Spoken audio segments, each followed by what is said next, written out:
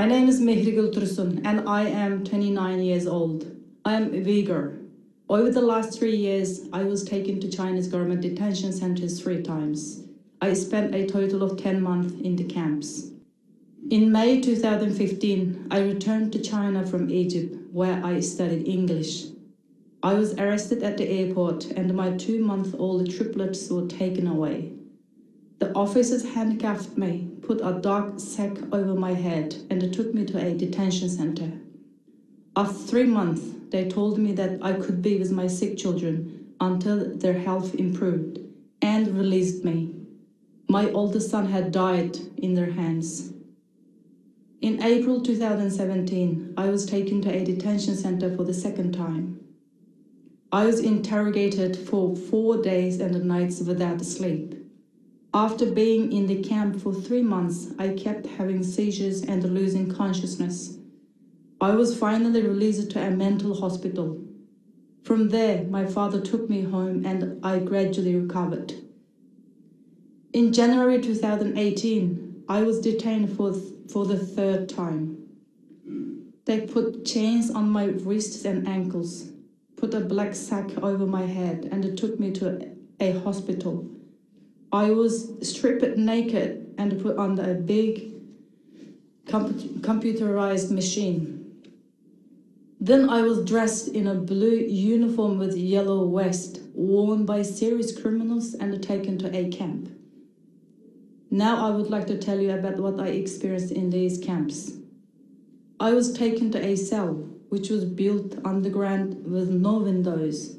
There were cameras on all 4 sides so the officials could see every corner of the room. There were around 60 people in one of the cells where I was held.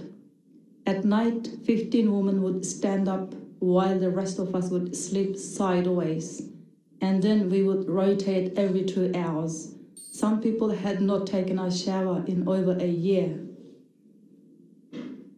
Before we ate breakfast, which was water with very little rice, we had to sing songs hailing the Communist Party. We had to repeat in Chinese, in quote, "Long live Xi Jinping," and in quote, "Lenience for those who repent and punishment for those who resist." Anyone who could not memorize a book of slogans and rules within 14 days would be denied food or beaten. Sometimes there was no food all day, and when there was food, it was mostly a steamed bun. They forced us to take unknown pills and drink some kind of white liquid. The pill caused us to lose consciousness and reduced our cognition level.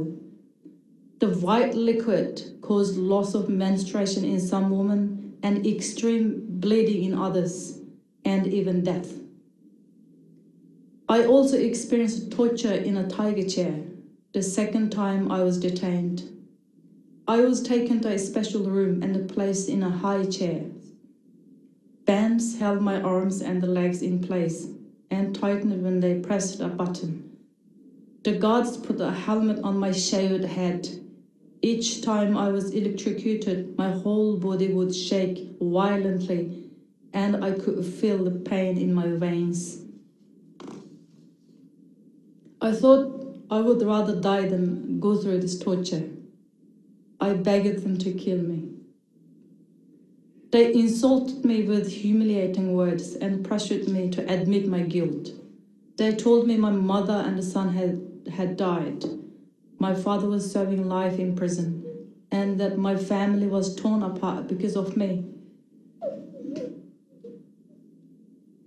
In another cell where I was held, there were 40 women, aged between 17 and 62. When I left the cell after about 3 months, there were 68. Most of them were educated professionals such as teachers and doctors. I witnessed 9 deaths in my cell in 3 months. I cannot imagine how many deaths there must be in all the camps. In the camps, I met a 23-year-old woman named Patam Khan.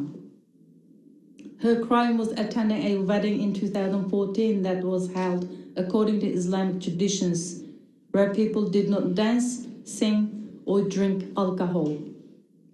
She said 400 people who attended that wedding were all taken to the camps. When she was taken, she had left her 2 kids in the field. She agonized every day about where her children were. One night, she suddenly dropped to the floor and stopped breathing. Several people with masks came and dragged her away. After more than 3 months in the camp, I came out and was again able to see my kids. Thanks to the help of many wonderful people, I was able to come to the United States. Words cannot describe how joyful I felt when I landed in Virginia 2 months ago. But I'm not completely free from my traumatic experience. And I fear that the Chinese government is still monitoring me. My brother recently left a voicemail on my cell phone. He said, in quote, "How could you do this to your parents? What kind of daughter are you? You should go to the Chinese embassy right away and denounce all the things you said about the Chinese government in the interviews you gave to the Radio Free Asia. And tell them you love China. Tell them you were pressured by the Uyghur organizations in the US to lie about your detention and the torture in the camps. And to take back everything you said. Otherwise, China can get you wherever you hide. I'm trying to start a new life in America, go to school and take care of my son and daughter. But now I'm terrified that the Chinese government could still threaten me from so far away. Please protect the Uyghurs in America from the Chinese government's threats. Please help Uyghur refugees around the world who will be taken to the camps if they are forced to return to China. Please take action to save the people who are being tortured right now. I hope the US government will take a strong action against the officials responsible for torturing me, and the death of my little boy, and the death of so many innocent Uyghur people. My people look to the United States as a beacon of hope. It is the only country that can tell China to stop its ethnic cleansing of the Uyghur people. I still remember the words of the officers when I asked what my crime was. They said, in quote, "Being a Uyghur is a crime."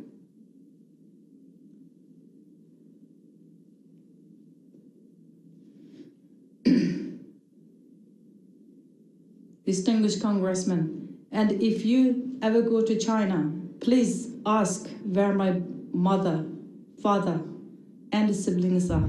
Thank you.